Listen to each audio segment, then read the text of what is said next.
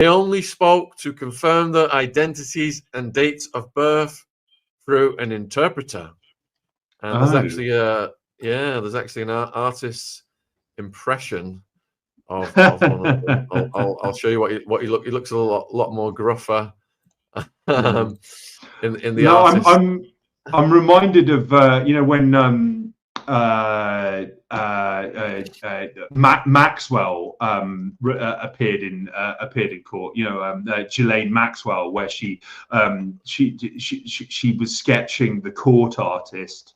It's like kind of like that level of creepy. I have just sent you the video in which Roman Karpic speaks perfect English via private chat and WhatsApp, so you may want to get that up on screen as proof that they don't need to speak through an interpreter, and that this is again a rather odd data point in the baffling affair. Is there any way? Well, I'll finish the article. Is there any way you could send that to me by email? Because for the life of me, it's because that's gone to my phone. But I'm on my PC. Well, I'll finish this article then for the people. So the judge today. Just done it. Oh, thanks. It's Ms. Justice Chima Grubb told the court that Pockinock refused to leave his cell for the preliminary hearing. All three defendants are remanded in custody to next appear for a plea and trial preparation hearing at the same court on October 17th. It's the Old Bailey, I think. A provisional trial date was set for 27th of April 2026 in front of a High Court judge. The fourth person arrested at Stansted Airport on suspicion of conspiracy to commit arson with intent to endanger life in connection with the incident has been released on bail until July. So two huge red flags here. We've got if you commit some kind of crime, like you pointed out, the rioters, the protesters, social media posts, they're expediting. They're giving these guys speedy trial dates. But if you commit an offence against Keir Starmer, you're going to be buried in the system. Where anything can happen to you in the meantime. The news can die out on this. While they assess their options. Yeah, you might get into a fight in the shower, and something bad might befall you. Now, there is a key issue in this, and I think that we need to approach this carefully because it does contain sensitive private information and which the British state may not want in the public domain.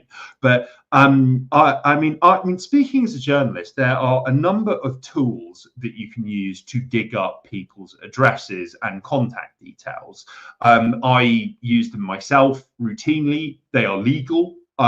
For free or for a small fee. You can download someone's email address. You can try and dig up their electoral roll records to find their residence, or their company's house listings. That's often a source of people's addresses. But what's really interesting is, yes, the attack on Starmer's car. It would be very, very, very, very, very difficult via open source records to find out that not only the make and model of Starmer's car, but its license plate. Like that would require either super kind of intelligence agency level hacking or other forms of intelligence collection capability, or it would necessitate foreknowledge of the fact that he drove that car. Now, we've blacked out the number plate, but this is, as far as I can tell, the only known picture in the public domain of Starmer next to the car that got burned. Okay, and bearing in mind that he allegedly sold this on to a neighbor in late 2022. Based on public records, you wouldn't be able to link Starmer to this particular vehicle with much in the way of ease. So it does suggest that the trio of Ukrainian models who allegedly can't speak English, although I think you're about to play the clip of how they totally can, had some pre-existing relationship with Starmer and might have met him one way or another while he was driving that car, or someone behind them did so. And I see that someone's posting on the screen now that they all had Grindr accounts. Yeah, they did. This is another aspect. And their accounts were deleted after they were arrested, just as their modeling accounts were deleted after they were arrested. Who was behind this, we don't know. I'm guessing it wasn't them. So this is very, very, very odd. And I think that at the risk of going beyond, the evidence going beyond the evidence of available, which I don't like to do. You've got to bear in mind that what Starmer was doing during the pandemic, it remains very opaque. It is very clear that he broke COVID rules with total abandon, and has never really faced much in the way of censure for it. I mean, there was, Boris Johnson referring to him as severe Cormer, not very funny, because he had a meal with other Labour apparatchiks at a time when there was meant to be social distancing and it was illegal to, travel to your own family's homes. But he was also spent a lot of time during lockdown, bizarrely, at the home of his dear friend Lord Ali, the openly gay member of the House of Lords. And he also made a video in December 2021 when there was significant restrictions on personal contact and physical activity, and doing very much of anything apart from leaving your house in the UK for a brief jog. He made a Christmas Starmer produced a Christmas message from the home of Lord Ali, and then when this emerged, he said it was ridiculous to suggest, it was farcical to suggest that he had made this address from his home, and there was no reason to believe this. And this is despite the address being made in front of photos of his family and Christmas cards. Very much setting that kind of home aesthetic for his Christmas message. So he's never really been held to account for that. According to publicly accessible records, that Starmer would have owned this car and been using it at the time. The obvious question is, how far did the lockdown breaches go, and were any of the accused in contact with him at the time? And then you also have the enduring mystery of how, part of the major media Starmer mythos is that he is this incredible family man. And there was this absolutely astonishing article in The Guardian, which I drew attention to, which was written by Starmer's biographer. And it talked about how the biographer was watching the election results come in while Starmer sat there watching on TV with his family, and apparently he hugged his wife very tight, and this made the biographer feel very hot because he realized that he was watching something very personal, very, very, very bizarre, kind of sexually tinged review of what was happening. Miss Keir Starmer has been entirely absent from public view for pretty much ever since Starmer entered Downing Street, and she was a core component of the as I say, the Starmer mythos. Where's she gone? Why? All right, folks, if you've just tuned in, we've had some of the Ukrainian male models in court today in relation to the attacks on our Prime Minister's linked properties and car. We've got over 1,000 watching across all the platforms. We've got Kit Klarenberg. I'm going to put all of his links in the live chat. You've got his X, his website, his Buy Me a Coffee please support his important work. And one of the things they pointed out is that these guys don't speak English very well. But Kit Allegedly has brought us a video of Stanislav on Facebook. And viewers, I'm going to play this video, and you let me know if you think Stanislav speaks English very well. Here we go. Hi Stanislav, how are you? Hello, I'm good. Thank you. Can I ask you, how did you find Neuron Educate? Yes, I find it in Facebook, Neuron Educated, and after I'm calling to Christina and come over to the office, and I speak with Christina, and she's helped me step by step because it's new for me, and I want to be a good student. Fantastic. How happy are you with the service that you receive from Neuron Educate? I'm very happy with this service, and I recommend it to students, like to come in and to apply for the university, the college, and Neuron Educated. The people who is working here, they're very kindly and good. You fully recommend it? Yes, I fully recommend it. Fantastic. It's good to hear that. Thank you so much. Well, he had an excellent comprehension of the questions there. I know the recording was very low. Obviously, you can remember But, when you weren't. Let's get rid of that.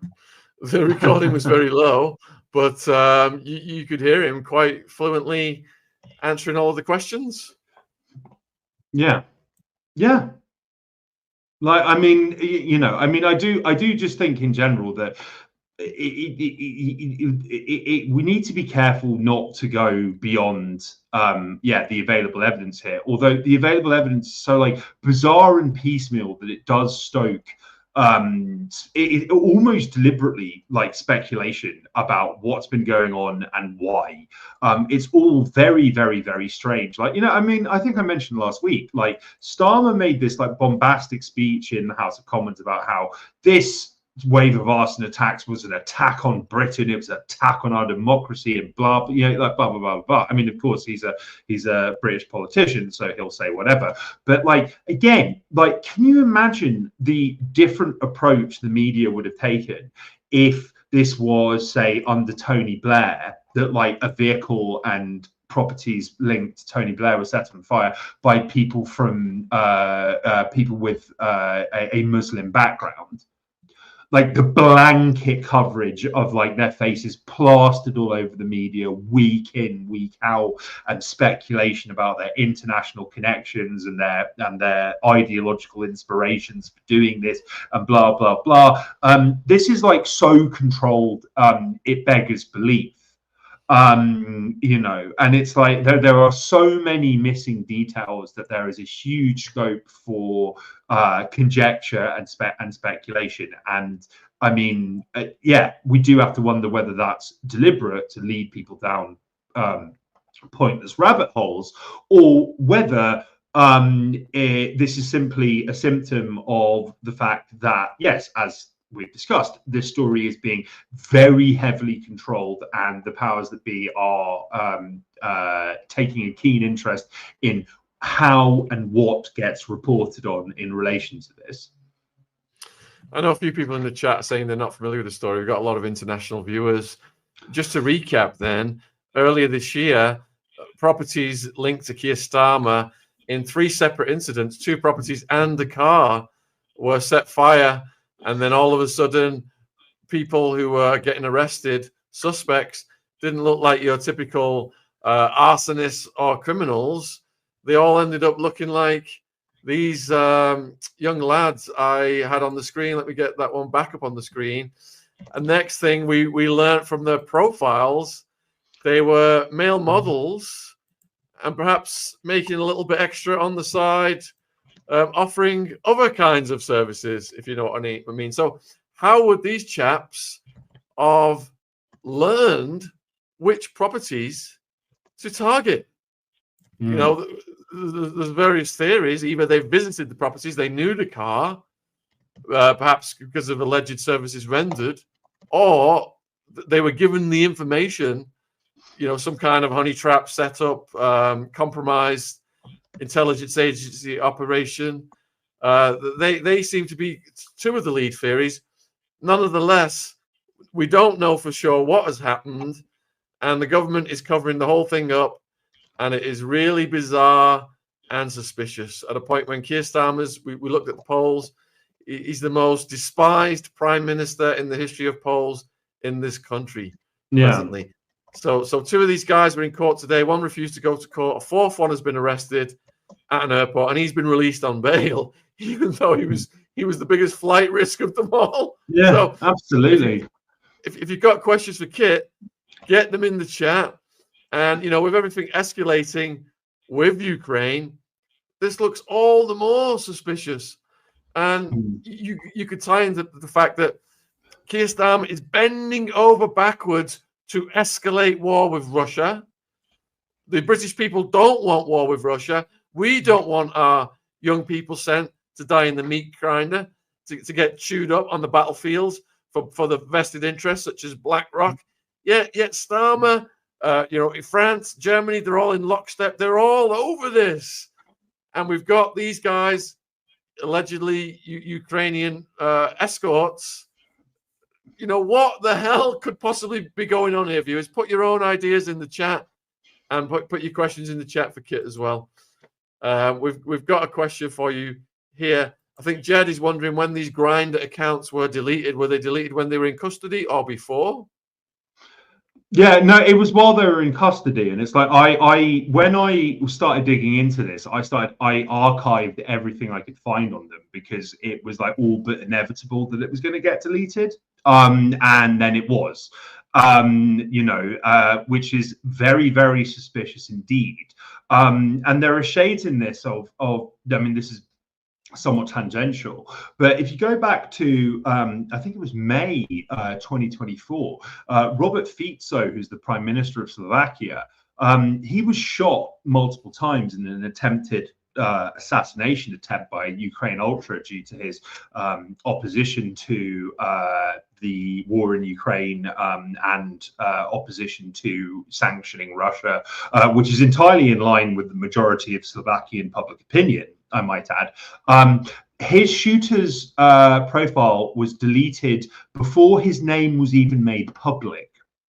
And it seems that a similar dynamic is played out here, that there has been a huge attempt to clean up their online footprints while they're in custody, and indeed refusing to leave prison. If that doesn't stoke your suspicions, I have a bridge to sell you. Andrew wants to know, why would Starmer have an AIDS test live on TV when he's a married man with kids? Is he lying to the country? Yeah, I mean, that's like that was very, very, very bizarre, and it was allegedly to raise awareness about and reduce stigma around AIDS, which is, you know, a positive thing, you know. But like, why would he specifically do that?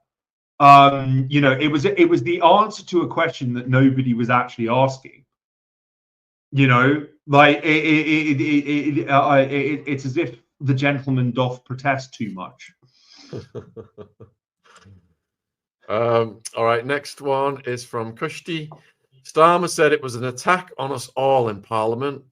So why is there no swift justice like we saw less than 12 months ago? And you've also got Bob tying in with this. If you threaten to do something with fire to a migrant hotel, you go to prison within the week. After going to, if you actually do something with fire, you get remanded. So there's like a disparity here between the length of time this case is being processed for. Well, it was just, I mean, on this subject, and I think, I mean, again, this is somewhat tangential, but also interrelated, is that there was recently a report about the so-called race riots that engulfed Britain. It was an official inquiry into the political and police response to this, which found that Starmer particularly, but also other members of his government, had exaggerated the threat of violence, but not only that, they had also mischaracterized the nature of these protests, right? So and he was condemned for this by falsely framing a large number of people who were quite legitimately pissed off as a bunch of